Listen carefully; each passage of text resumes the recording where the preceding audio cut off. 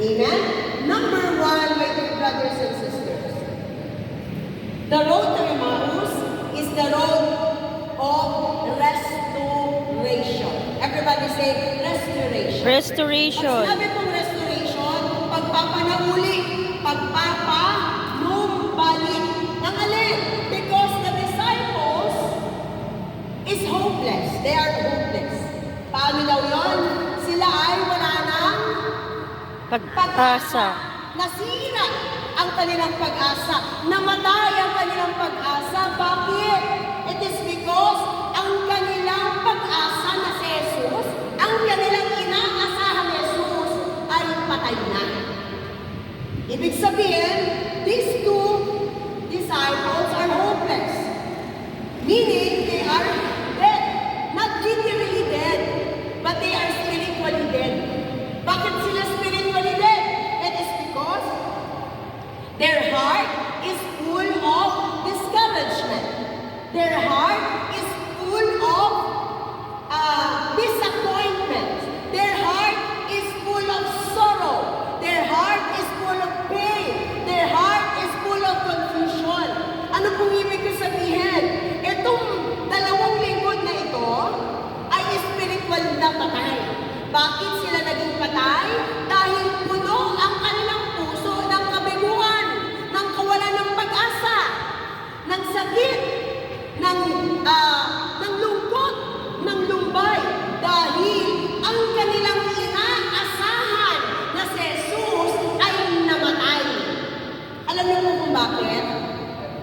Sapagkat naniniwala sila, inaasahan nila na si Jesus ang susunod na magiging hari, na tutulong sa kanila para makalaya.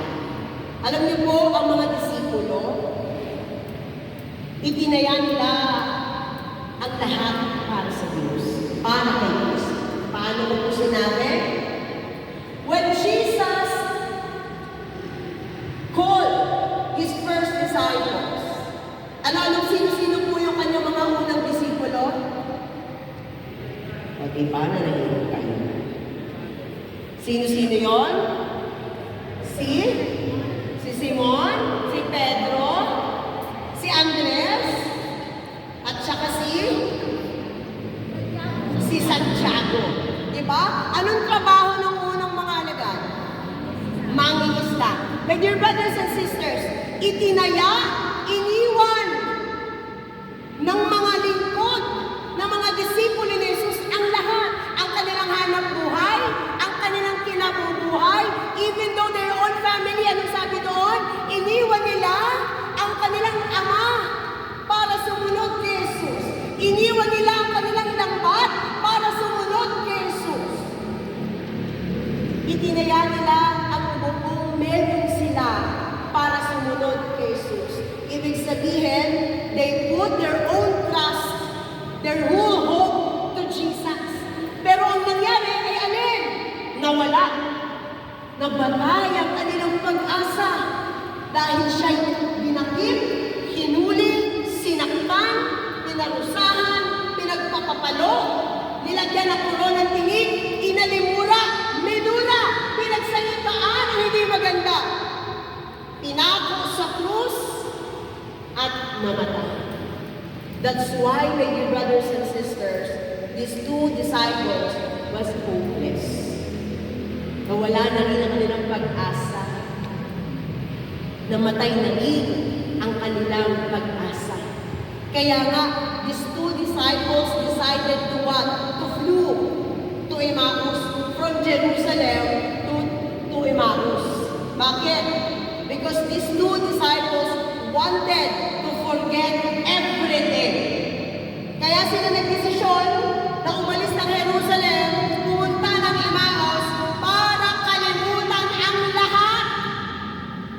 Minsan, mga kapatid ko kay Kristo, tayo si Cleopas at yung kasal niyang kasama na alin.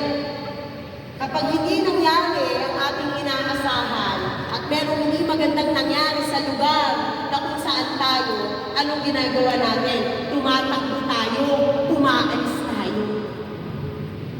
Gusto natin kalimutan ang mga hindi magandang nangyari. Katulad ni Cleopas, gusto nilang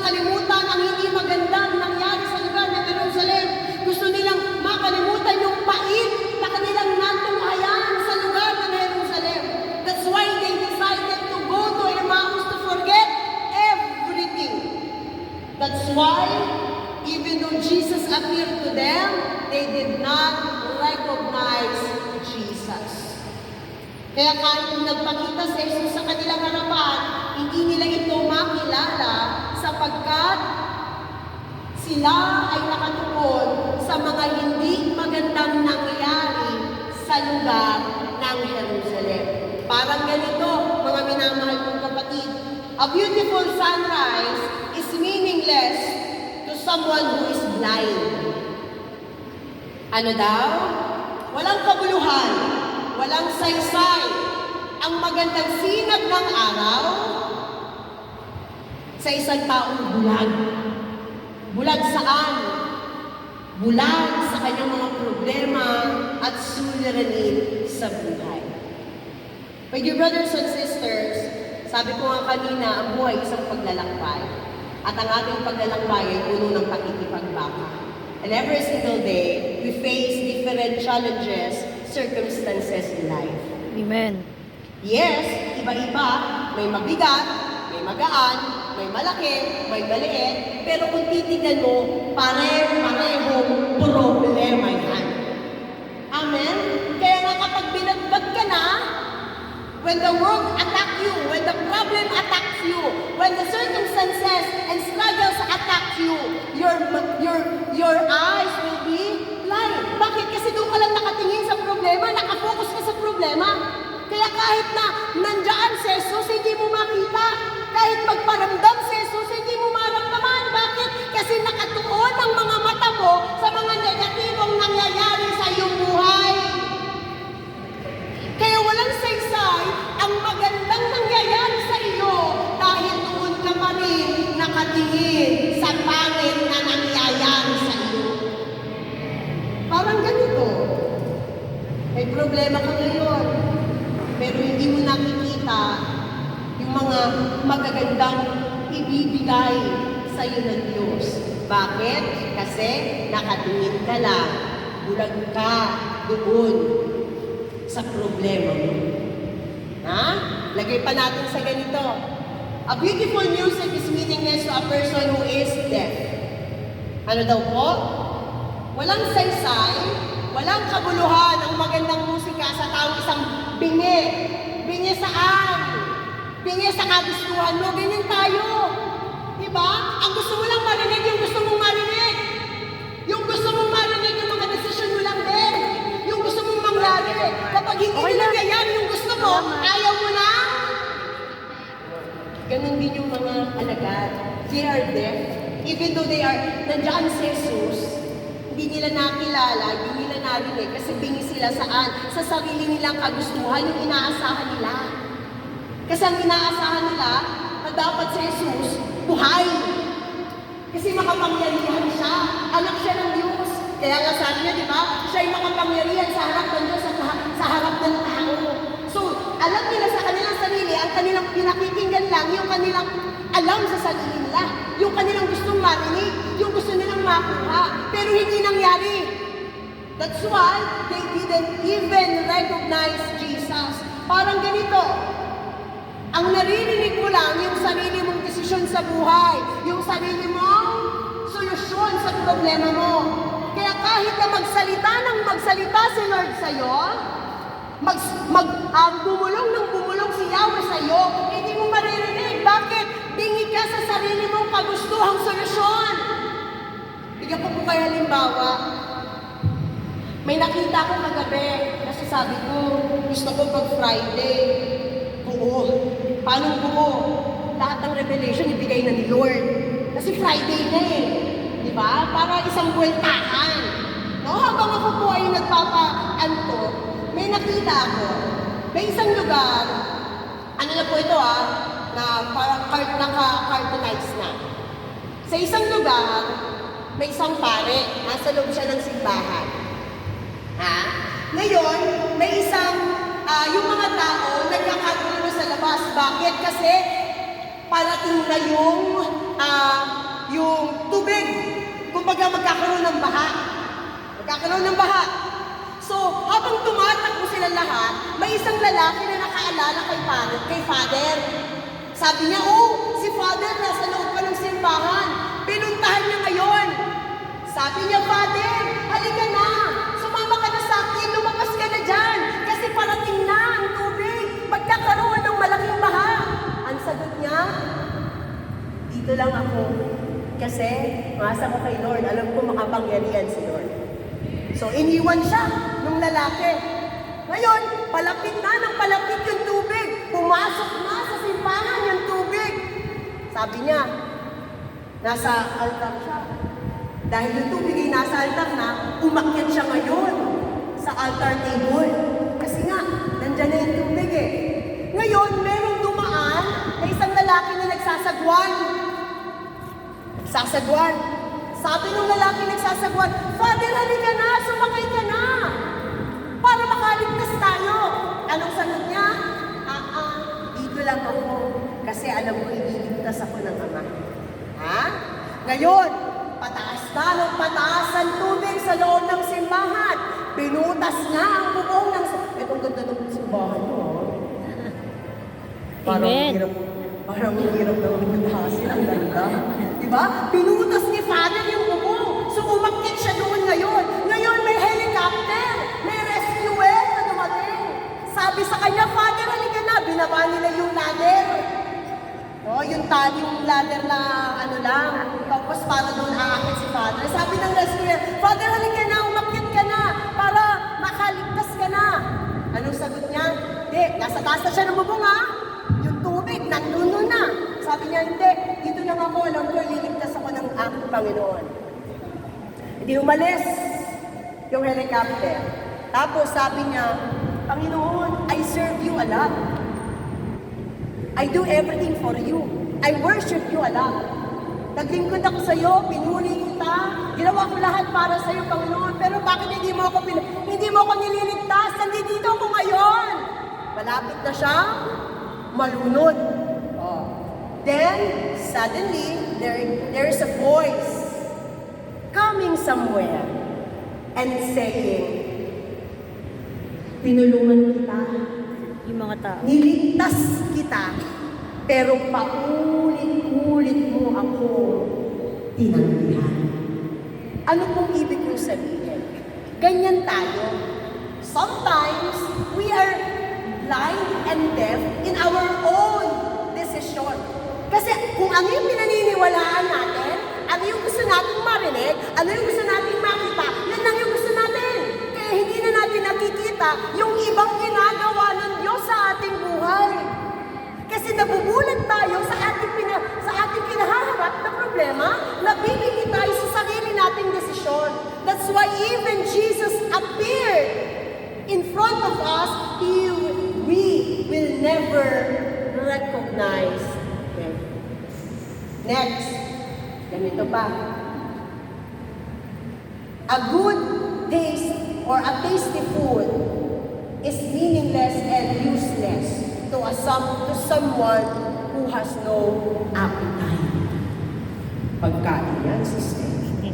Di ba? Ano kung ibig ko sabihin? Kahit gaano kasarap ang pagkain na nasa harapan mo, pag wala ka ng gana, Hindi ka na makakakain. hindi mo yung gagalawin. Hindi mo yung kakainin. Lagay natin sa ating buhay. Kapag nawala ka na ng gana sa buhay mo, dahil sa bigat ng problema mo at hindi mo alam kung paano solusyonan, anong ending nito? Depression, anxiety, and even you will decide to kill yourself. Diba? Kasi wala ka ng gana eh. Para sa'yo, wala nang saysay. Di po ba? But the road to Emmaus is the road to restoration. Ano pong ibig sabihin? When the time of depression, when the time of anxiety attacks you, when the problem attacks you, when the struggles attacks you, when the circumstances attacks you, remember that God is always with us. Palaging kasama natin ang Diyos. We journey with God. Naglalakbay tayo kasama ang Diyos. Anong sabi niya sa kanyang salita? Hindi kanya iiwan o ni pababayaan man. Kaya palagi kahit may problema ka, alalahanin mo na ang Diyos ang pag-asa mo at pagkatagumpay ka sa iyong pinagdadaanan sa buhay. Gaano man kabigat yan, gaano man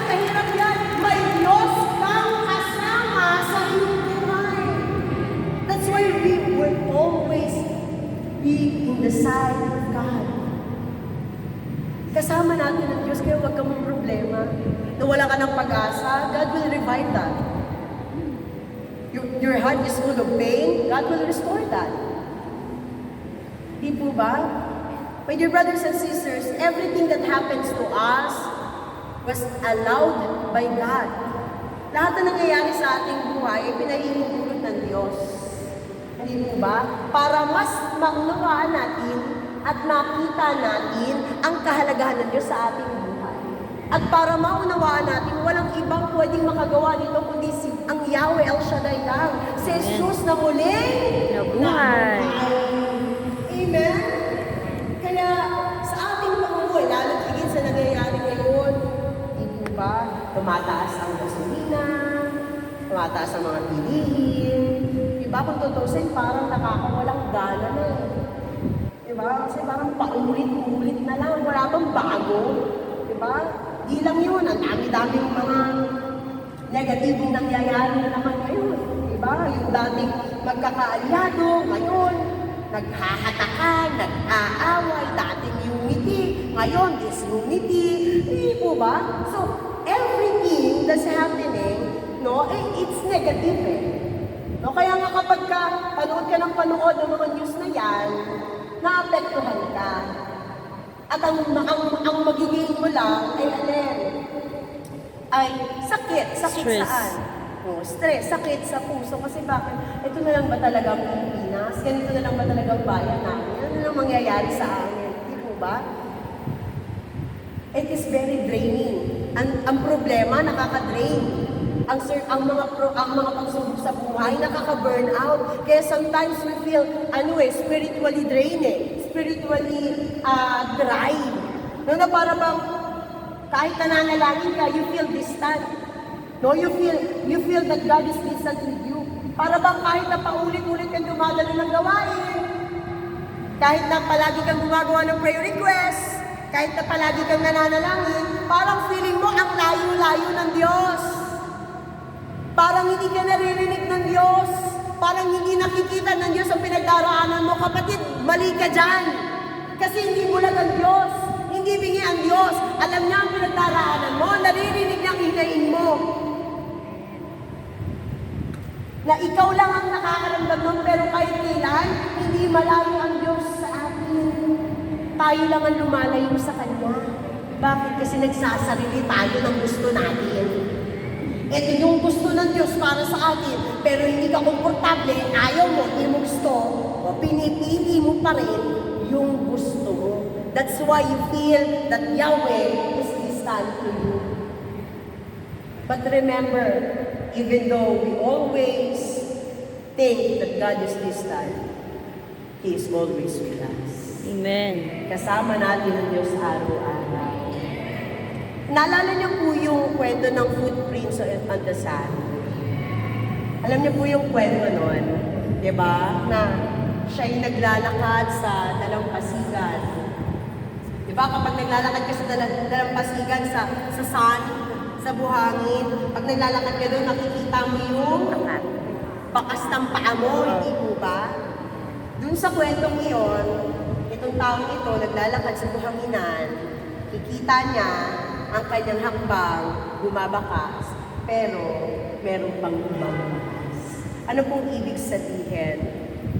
Na sa ating paglalakbay sa buhay, sa mundong itong ibabaw, sa pakikipagbaka natin sa mundong ito para sa ating buhay, ang Diyos ay hindi lumalayo sa atin. Siya'y palaging nating kasama. Siya'y palaging nakaagapay sa atin. Tignan niyo po yung krus. Anong itsura ng krus? Ba letter D? Pag tayo ang papasa ng krus, saan tayo bubuhat? Sa unahan. Tama? Para hahatakin natin. Ano sabi sa salita ng Lord? If you want to be the disciple of God, carry your cross daily. And every single day, we carry our own cross. Dala-dala natin yan every day. Tama? Pero hindi mo napapansin, yung pinakamabigat na bahagi ng krus ay nasa likod. At ang bumubuhat doon, para tulungan ka, ay walang iba, kundi si Yahweh ang Shaddai. Amen. Anong ibig sabihin? Na kahit mabigat ang ating pasan-pasan, at the end of the day, feeling mo ang gaan lang.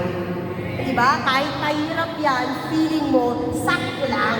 Kasi hindi ka nga pababayaan ng Diyos. Sasamahan ka niya sa araw-araw na ikaw ay lumalaban sa buhay. Amen? Palakpakan natin sa Yahweh ng Lord. Pumili natin ang ating Panginoon. Ano daw po yung una? The road to Emmaus is the road to restoration. Pinapaalala ng Diyos na sa ating paglalakbay, kasama natin siya at muli niyang panunumbalikin ang pag-asang nawala, namatay at nasira dyan sa iyong puso. Amen? Ikalawa, the road to Emmaus is the road to redirection. Everybody say, redirection. Redirection. Anong ibig sabihin ng redirection? Inililis ka sa tamang daan.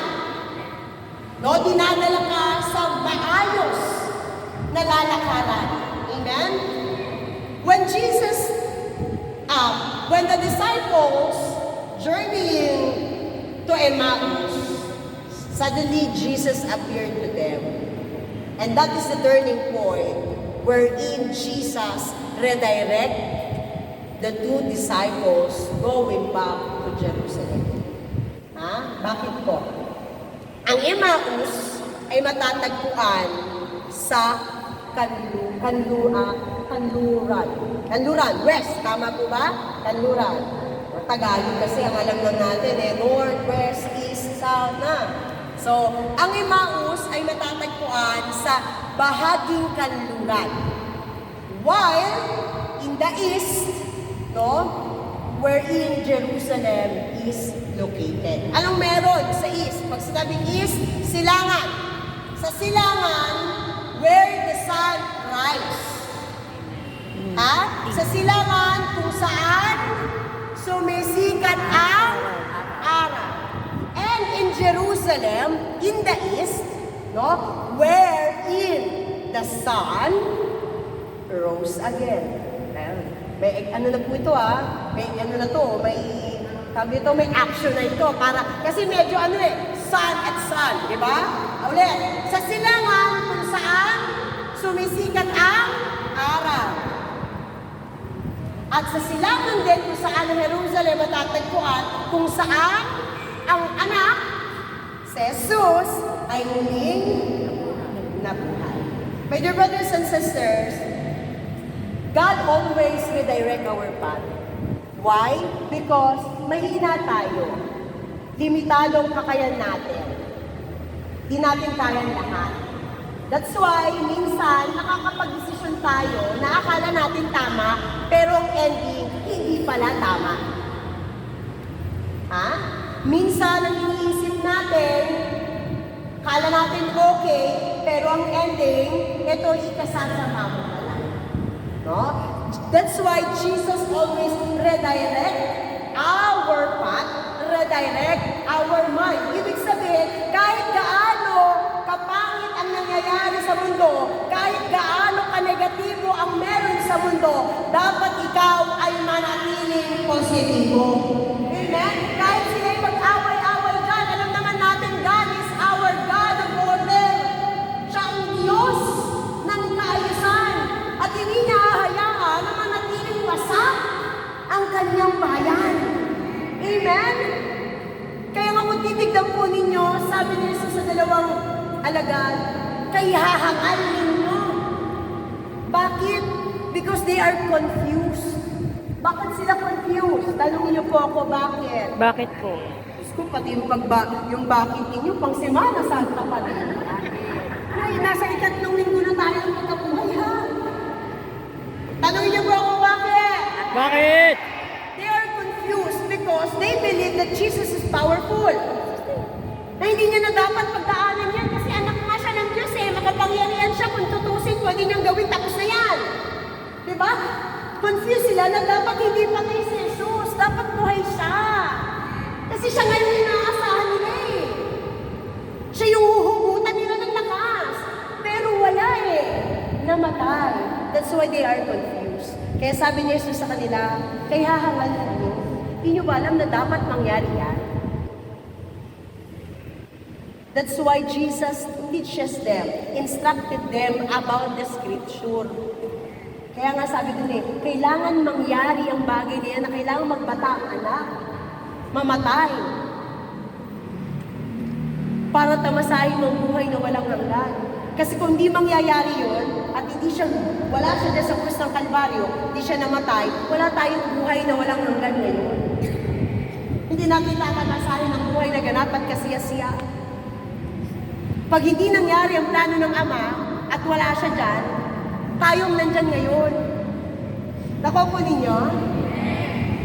Ipinakita, itinuro uli ni Jesus sa kanila, sa kanyang mga alagad, ang scripture, ang mabuting balita, na kailangan mangyari ang lahat ng ito dahil yan ay parte ng plano ng kanyang Ama. Kaya pakinggan niyo kung mabuti mga minamahal kong kapatid, kung ikaw ay namumroblema ngayon, ikaw ay nahihirapan ngayon, ikaw ay nasasaktan ngayon, ikaw ay may pinagdaraanan ngayon, kapatid, tandaan mo, God allows that. Pinahihintulot ng Diyos sa pagdaanan mo ang bagay na yan para alin? We may able to depend on Him, para mas lalo tayong dumepende sa Kanya, para mas lalo tayong umasa sa Kanya, para mas lalo natin siyang kailanganin sa ating buhay. Kasi kung wala na tayong pinagdaraanan, hindi mo na siya hahanapin sa buhay. Kailangan mangyari ito para mas lalo nating makilala ng tunay na buhay si Kristo sa ating buhay. Kailangan nating maramdaman ang sakit para maramdaman at maunawaan natin na ang Diyos ang papawi ng sakit na ito. Kailangan mong maranasan ang bigat para malaman at maunawaan mo yung bigat na yan ay walang sinabi sa bigat na dinala ni Kristo para ikaw ay mabuhay ng ganap ngayon. Kailangan natin magbata, kailangan natin magsakripisyo, kailangan natin magpagal para alin kasi at the end of the day, alam natin, nagaganting palaan tayo ni Yahweh El Shaddai. Kaya huwag kang mapagod, humarap sa problema. Amen. Kasi God always redirect your path. Hindi niya hahayaan na palagi tayong lugmok. Gusto niya lang pagdaanan muna natin ito para maalala natin na may Diyos na tutulong sa atin, may Diyos na makapangyarihan at tatahakin niya tayo sa daan patungo sa kaligtasan.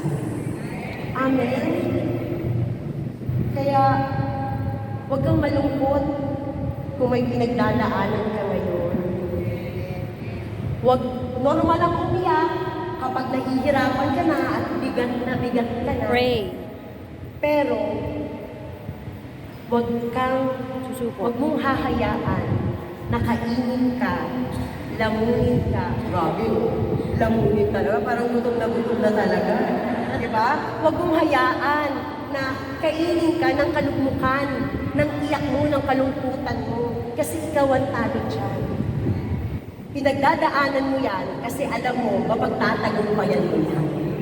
Amen? That's why Jesus appeared to them to redirect their path. Para alin, mabago kanilang isipan.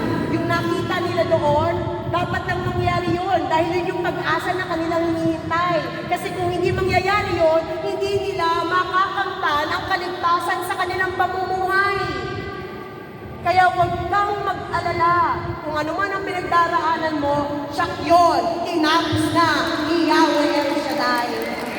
Amen? Tandaan po ninyo, ang tagumpay ni Kristo sa krus ng Kalbaryo, tagumpay mo yun, kapatid. Yung panalo ni Kristo sa krus ng Kalbaryo, panalo natin lahat yun. Amen?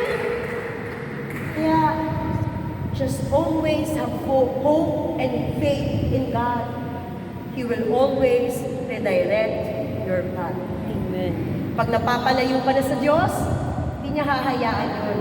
Ibabalik at ibabalik ka niya sa lugar kung saan nararapat.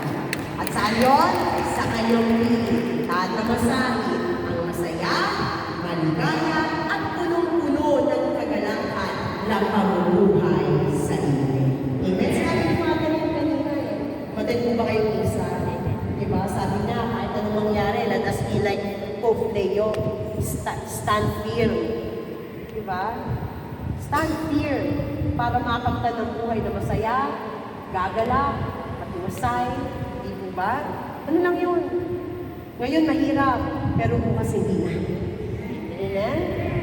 Kasi hindi naman po din dire-diretso lang tayo palagi.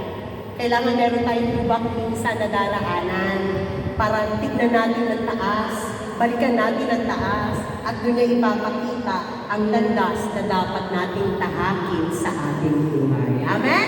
Pumalakpakan mga gusto ng Noel. Hindi na po tayo Ready? Jesus ay magpapatuloy ng lakad. Anong sabi nila kay Jesus? Dito na po na kayong maglagi sapagkat padilim na. No? At ito ay inunlakan ni Jesus. Kaya sa hapag, sila'y nagsalo-salo. Anong ginawa ni Jesus?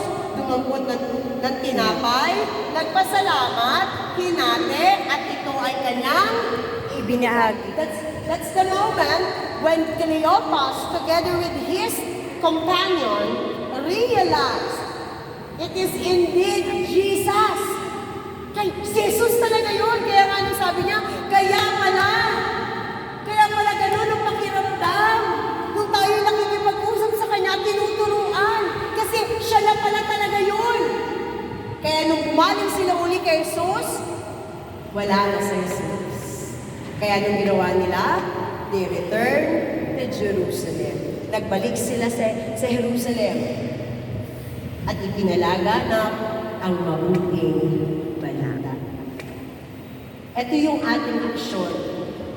When we realize that God is always with us, and we think and always remember that God will direct our path, this is our response to be a living witnesses. A true encounter with Jesus will push you through.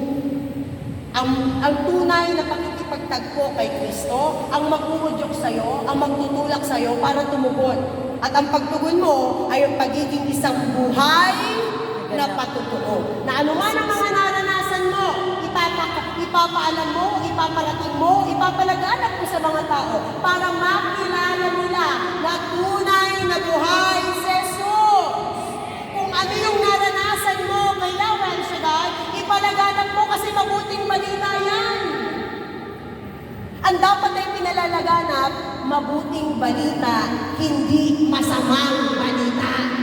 O sabi mo sa katabi mo, kapatid, narinig mo yun? Ang dapat ipalaganap ay mabuting balita, hindi masamang balita. Kapatid, ang mundo natin masyado nang maingay, maalingaw-ngaw, masyado nang madilim, puro negatibo na. Kaya kapag yan ang pinakinggan mo, negatibo din ang maipapalaganap mo. Kaya nga meron tayong banal na gawain, merong banal na misa, para anuman ang ating mapakinggang mabuting mensahe, mabuting balita, yan ang ating mapalaganap sa mga taong hindi pa nakakakilala kay Yahweh Shaddai. Amen? Hayaan nyo yung mga negatibong balita. Huwag nyo nang pakinggan. Ang dapat palagi natin ilagay sa ating tenga, sa isip at sa puso, ay ang mensahe ng ating dakilang Diyos. Amen? Hawakan mo kamay ng katabi mo. Sabi mo, kapatid, simula ngayon, sabay tayo, nagtutugon bilang isang buhay na patutuo ni Kristo. Amen? Masarap po kaya maging buhay na patutuo ni Kristo para yung mga hindi nakakakilala sa kanila, mas lalong makilala na siya yung Diyos ng ating